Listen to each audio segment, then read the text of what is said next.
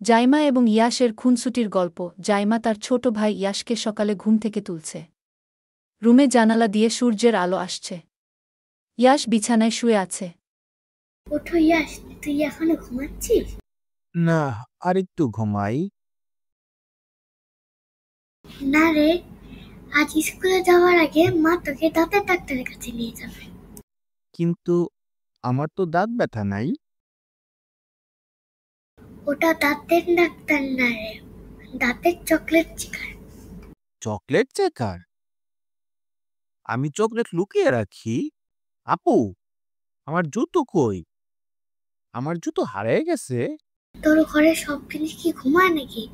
তোর জুতো তো বালিশের নিচে ঘুমাচ্ছিল। জুতো ঘুমালে স্বপ্ন দেখে নাকি? হ্যাঁ, স্বপ্ন দেখি তুই কবে মাটি মেখে ওদের নিয়ে খেলবি।